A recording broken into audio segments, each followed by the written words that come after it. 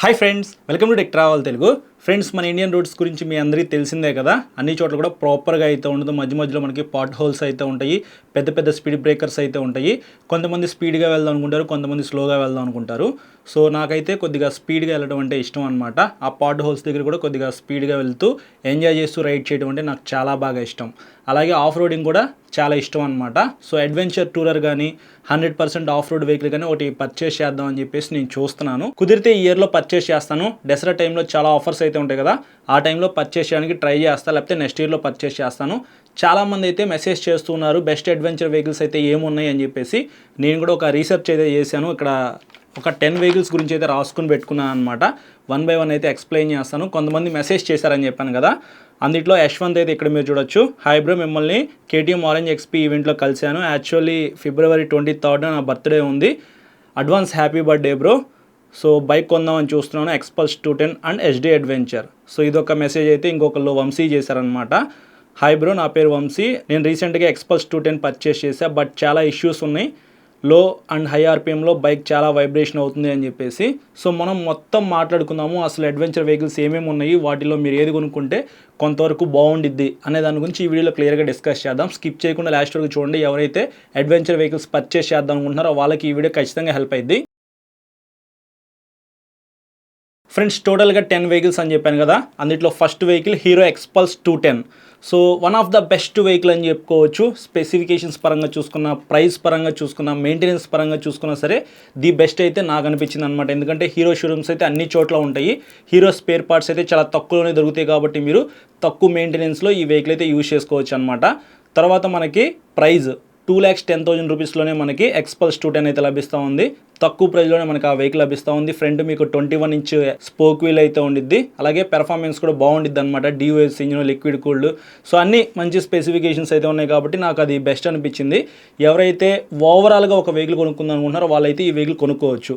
ఇంతవరకు బాగానే ఉంది కదా. సో మీరు ఇందాక ఆల్రెడీ చూశారు, ఆల్రెడీ పర్చేస్ చేసిన వాళ్ళకి కొన్ని ఇష్యూస్ అయితే వస్తున్నాయి అని చెప్పేసి. మా ఫ్రెండ్ కూడా రీసెంట్గానే నేను మీట్ అయినప్పుడు చెప్పాడనమాట, అరే ఎక్స్పల్స్ 210లో ఏదో ఇష్యూస్ ఉన్నాయంట, నిజమేనా అని చెప్పేసి. సో వాడికి కూడా ఇష్యూస్ ఉన్నాయని చెప్పేసి తెలిసిందంటే ఏ రేంజ్లో ఎక్స్పల్స్ 210లో ఇష్యూస్ ఉన్నాయో మీరే అర్థం చేసుకోండి. సో మంచి వెహికలే, కానీ ఎందుకు ఇష్యూస్ ఉన్నాయో, వాళ్ళు ఎందుకు సార్ట్అవుట్ చేయలేకపోతున్నారో హీరో వాళ్ళకే తెలియాలి.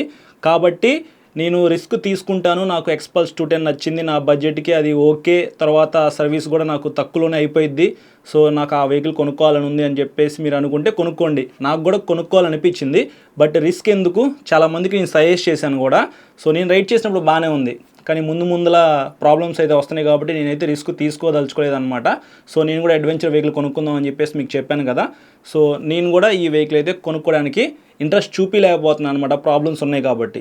సో మీకు నచ్చితే మీరు కొనుక్కోండి, లేకపోతే జస్ట్ స్కిప్ చేసేసేయండి. తర్వాత సుజుకి V-Strom SX 250. ఇన్నిట్లో మీకు ఫస్ట్ ప్రైస్ గురించి మాట్లాడుకున్నట్లయితే 2,40,000 రూపీస్లోనే మీకు ఈ వెహికల్ అయితే లభిస్తూ ఉంది. Oil cooled SOS engine, 26.5 PS power, 22.2 Nm torque అయితే ఆ ఇంజన్ జనరేట్ చేసిద్ది. ఫ్రంట్ మీకు 100/90 19 ఇంచ్ టైర్ అయితే ఉండిద్ది. Back side 140 section tyre, front side 300 mm disc brake, back side 220 mm disc brake ఇచ్చారు, కొద్దిగా చిన్న డిస్క్ బ్రేక్. గ్రౌండ్ క్లియరెన్స్ విషయానికి వస్తే 205 mmతో లభిస్తూ ఉంది. కొంచెం గ్రౌండ్ క్లియరెన్స్ అయితే తక్కువగానే ఉంది. సీట్ హైట్ కొద్దిగా ఎక్కువ ఉంది, 835 mm అనమాట. ఫ్యూయల్ ట్యాంక్ కెపాసిటీ 12 లీటర్స్ మాత్రమే ఇచ్చారు. అలాగే వెయిట్ 167 kgs అనమాట. డైమెన్షన్స్ పరంగా చూసుకున్నట్లయితే వేస్ట్ డైమెన్షన్స్ అయితే సుజుకి V-Strom SX 250లో ఉన్నాయి. అలాగే మీకు బ్యాక్ సైడ్ 220 mm చిన్న డిస్క్ బ్రేక్ ఇస్తున్నారు. సో బ్రేక్స్ పరంగా కూడా నాకు అంతేం అనిపించలేదు అనమాట. ఇంకొకటి మెయిన్ డిజాస్టర్ ఏంటంటే LCD కన్సోల్, అవుట్డేటెడ్ కన్సోల్ అనమాట. చూస్తానికి కూడా అంతేమీ బాగోదు కన్సోల్ అయితే. తర్వాత ఇందులో స్లిప్పర్ క్లచ్ అయితే మిస్ అవుతుంది. క్విక్ షిఫ్టర్ కూడా ఈ వెహికల్ ఉండదు. Assistant slipper clutch, quick shifter ఇస్తే చాలా బాగుండేది. సో ఫ్యూచర్లో వచ్చే సుజుకి V-Strom SX 250లో అయినా సరే ఈ రెండు ఫీచర్స్తో పాటు కన్సోల్ కూడా అప్డేట్ చేసి తీసుకొస్తారేమో చూడాలి. లుక్స్ పరంగా చూసుకున్నట్లయితే నాకు పర్సనల్గా నచ్చలేదు బ్రో. సో మీకు ఆ లుక్ నచ్చింది అని అనుకుంటే మీరు కొనుక్కోవచ్చు. ఇంజిన్ పరంగా రిలయబిలిటీ అయితే చాలా బాగుండిద్ది, కానీ మీకు లాంగ్ ట్రావెల్ సస్పెన్షన్ అయితే ఏమీ ఉండదు. గ్రౌండ్ క్లియరెన్స్ కూడా కొంచెం తక్కువ ఉంది కాబట్టి ఆలోచించుకుని కొనుక్కోండి సుజుకి V-Strom SX 250 కొనుక్కోవాలనుకుంటే. సో నాకు ఆ రెండు ఫీచర్స్ లేవు కదా, స్లిప్పర్ క్లచ్, క్విక్ షిఫ్టర్ అయితే లేదు. అలాగే డిజైన్ నాకు నచ్చలేదు. కన్సోల్ కూడా అవుట్డేటెడ్ ఉంది కాబట్టి నేనైతే అది కొనుక్కోదలుచుకోలేదు. ఇది వీడియో నా కోసం చేసుకుంటున్నాను, మీకు కూడా హెల్ప్ అయ్యేదనే ఉద్దేశంతో రికార్డ్ చేస్తున్నాను. Next Triumph scrambler 400X. ఆ వెహికల్ లాంచ్ చేసినప్పుడు నేను లైవ్లో చూశాను, నాకు అది చాలా బాగా నచ్చింది. సో నాకు అడ్వెంచర్ వెహికల్స్ అంటే ఇష్టం కదా, నాకు కొనుక్కోవాలనిపించింది. సో ఇందులో మీకు ప్రైస్ పరంగా ఇప్పుడు కొంచెం పెరిగింది కదా, 3,30,000 రూపీస్ దాకా అయితే ఉంది. Liquid cooled DOS engine, performance అయితే బాగుండేది. 40 PS పవర్, 37.5 Nm టార్క్ అయితే ఆ ఇంజిన్ జనరేట్ చేసింది. ఇంజిన్ పరంగా ఎటువంటి ప్రాబ్లం అయితే ఏం లేదు. 320mm disc brake, back side 230mm disc brake, dual channel ABS ఉంది. అలాగే ఫ్రంట్ మీకు 100 సెక్షన్ 19 ఇంచ్ టైర్ అయితే ఉంది. బ్యాక్ సైడ్ మీకు 140 సెక్షన్ టైర్ అయితే ఇస్తున్నారు, 17 ఇంచ్ది. LI వీల్స్, ట్యూబ్లెస్ టైర్స్, ఇది ఒక ప్లస్ పాయింట్. గ్రౌండ్ క్లియరెన్స్ విషయానికి వస్తే 195mm ఇచ్చారు, కొంచెం గ్రౌండ్ క్లియరెన్స్ అయితే తక్కువ ఉంది. సీట్ హైట్ 835mm, అంటే 5.6 కన్నా హైట్ ఎక్కువ ఉన్న వాళ్ళు ఈ వెహికల్ని ప్రాపర్గా రైడ్ చేయగలరు. 185 kgs వెయిట్ అయితే ఉంది. ఫ్యూయల్ ట్యాంక్ కెపాసిటీ విషయానికి వస్తే 13 లీటర్స్ మాత్రమే ఇచ్చారు. సో డైమెన్షన్స్ పరంగా యావరేజ్ అని చెప్పుకోవచ్చు. బాగా సూపర్ హిట్ అని నేను చెప్పను, పూర్ అని కూడా నేను చెప్పను, యావరేజ్గా అయితే ఉంది డైమెన్షన్స్ అయితే. అడ్వెంచర్ వెహికల్స్కి గ్రౌండ్ క్లియరెన్స్ అయితే కొద్దిగా ఎక్కువ ఉండాలి. అలాగే మనకి ఫ్యూయల్ ట్యాంక్ కెపాసిటీ, ఎందుకంటే లాంగ్ రైడ్స్ వెళ్తాం కదా, అది కూడా కొద్దిగా ఎక్కువ ఉంటే బాగుంటుంది అనమాట. ఆ రెండు ఇక్కడ మైనస్ అనిపించింది నాకు. ఎలాగని డిజిటల్ కన్సోల్ ఇస్తున్నారు, ఫుల్లీ డిజిటల్ కన్సోల్ ఇస్తే బాగుండేది, కానీ వాళ్ళు అలా తీసుకురావట్లేదు. ప్రైస్ అయితే అక్కడ కొద్దిగా కట్ చేశారనమాట. సో అది కూడా నాకు నచ్చలేదు. క్విక్ షిఫ్టర్ అయితే ఈ వెహికల్లో లేదు. క్విక్ షిఫ్టర్ ఇస్తే చాలా బాగుండేది, ఎందుకంటే అడ్వెంచర్ టూరర్ వెహికల్ మీరు పర్చేస్ చేస్తున్నప్పుడు హైవే మీద లాంగ్ రైడ్స్ వెళ్ళాలన్నా, సడన్గా ఎక్కడైనా మీరు సిటీలోకి ఎంటర్ అయినప్పుడు పద్దాకల గేర్లు డౌన్ చేసి మళ్ళీ గేర్లు వేయాలంటే కొద్దిగా ఇబ్బంది అనమాట, పద్దాకల క్లచ్ ప్రెస్ చేయాలంటే. సో మీకు ఏదో ఒక టైంలో క్విక్ షిఫ్టర్ అయితే ఉపయోగపడుద్ది. కాబట్టి క్విక్ షిఫ్టర్ ఉన్న వెహికల్ అయితే పర్చేస్ చేయడానికి ట్రై చేయండి. అసిస్టెంట్ స్లిప్పర్ క్లచ్ కూడా చాలా ఇంపార్టెంట్ అనమాట. ఈ మధ్య వచ్చే అన్ని వెహికల్స్లో కూడా అసిస్టెంట్ స్లిప్పర్ క్లచ్ అయితే కామన్గా ఇస్తున్నారు. సో ఈ వెహికల్లో మనకి క్విక్ షిఫ్టర్ అయితే లేదు. మైలేజ్ కూడా 25 కిలోమీటర్స్ మాత్రమే వస్తుంది, ఎందుకంటే 400cc ఇంజిన్ కదా, 25 కన్నా ఎక్కువ ఎక్స్పెక్ట్ చేయొద్దు మీరు. సో అసిస్టెంట్ స్లిప్పర్ క్లచ్ అయితే ఈ వెహికల్లో ఉంది, కానీ క్విక్ షిఫ్టర్ లేదనమాట. సో అందుకు నాకు ఈ వెహికల్ నచ్చలేదన్నమాట. సో మెయిన్ డైమెన్షన్స్ అయితే యావరేజ్, ఎలాగంటే డిజిటల్ కన్సోల్, మైలేజ్ కొంచెం తక్కువ వస్తుంది కదా. సో ఆ ఉద్దేశంతో నేను ఈ వెహికల్ కూడా కొనుక్కోదలుచుకోలేదు. మీ ఇష్టం, మీరు కొనుక్కోవాలనుకుంటే కొనుక్కోవచ్చు, కానీ డైమెన్షన్స్ అయితే యావరేజ్ బ్రో.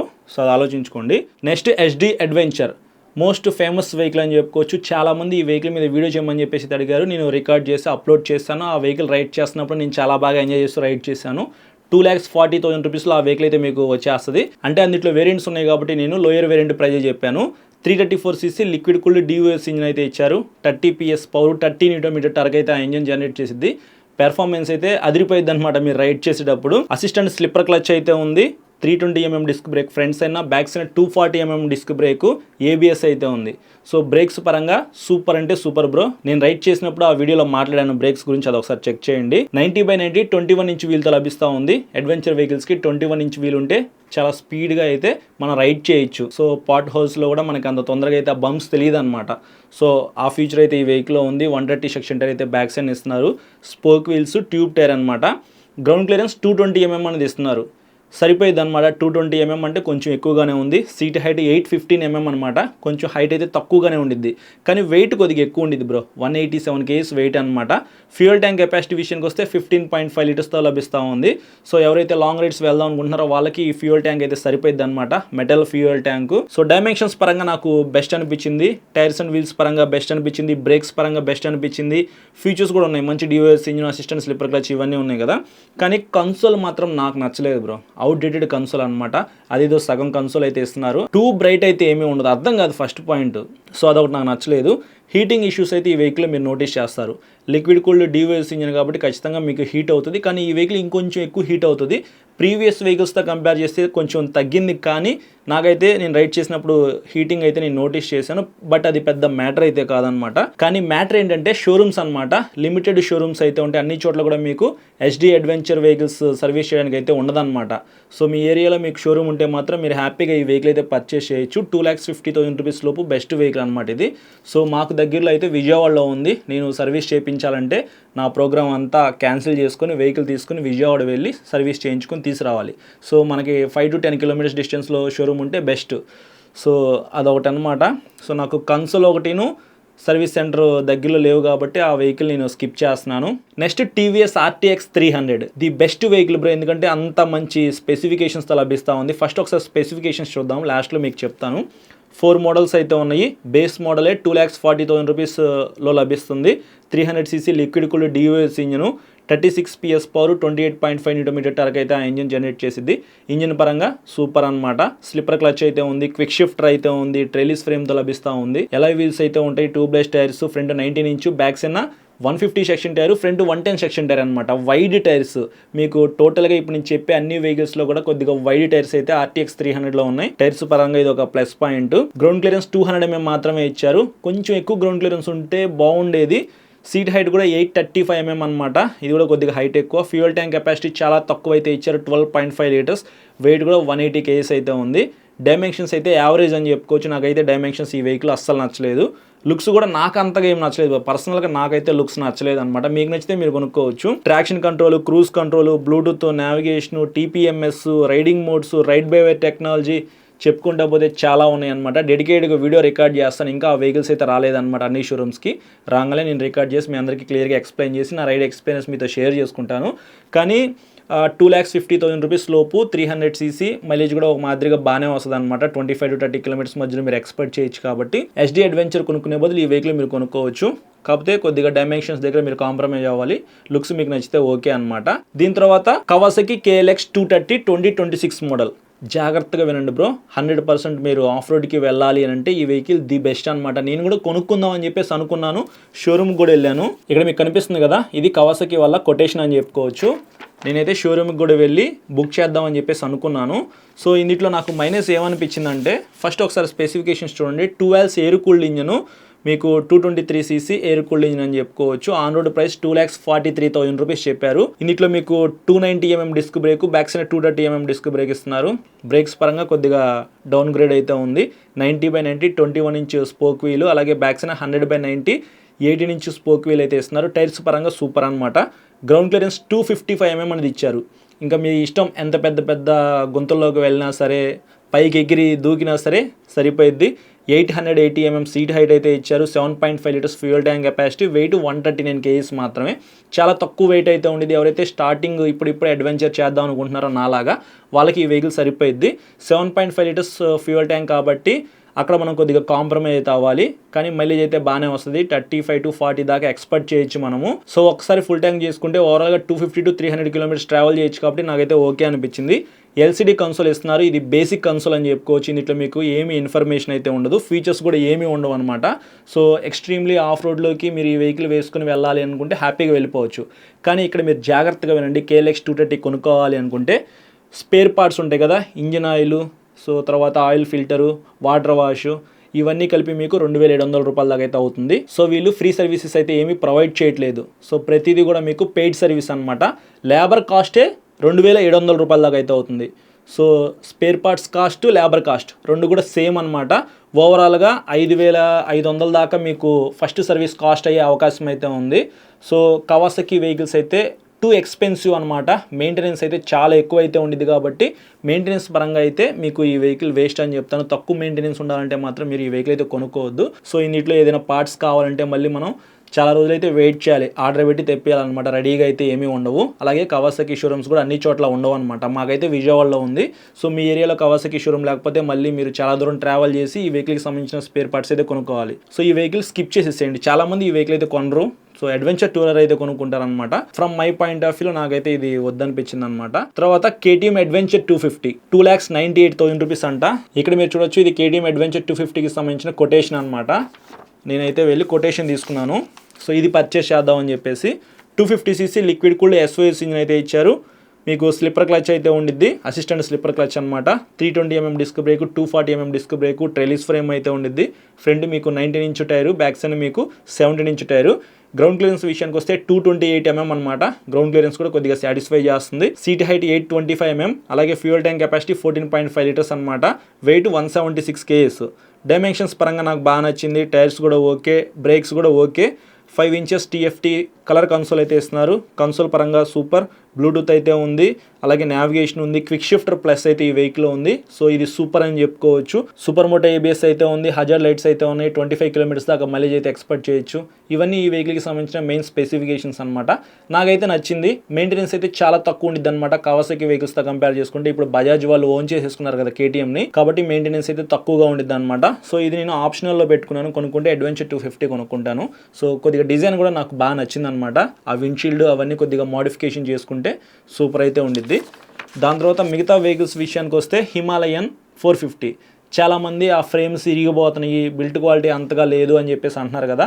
సో మీకు హిమాలయన్ 450 నచ్చితే అది మీరు కొనుక్కోవచ్చు. 6 మోడల్స్తో లభిస్తూ ఉంది. బేస్ మోడల్ 3,65,000 రూపీస్ దాకా ఉందన్నమాట. సో 195 kgs వెయిట్ అయితే ఉండిద్ది. స్పేర్ పార్ట్స్ కాస్ట్ కూడా చాలా ఎక్కువ అయితే ఉండిద్ది. కానీ షోరూమ్స్ అయితే మీకు చాలా చోట్ల ఉంటాయి కాబట్టి మీకు ఈ వెహికల్ నచ్చితే మీరు కొనుక్కోవచ్చు. 40 PS పవర్, 40 Nm టార్క్ అయితే ఆ ఇంజన్ జనరేట్ చేసిద్ది. పెర్ఫార్మెన్స్ అయితే సూపర్ అనమాట.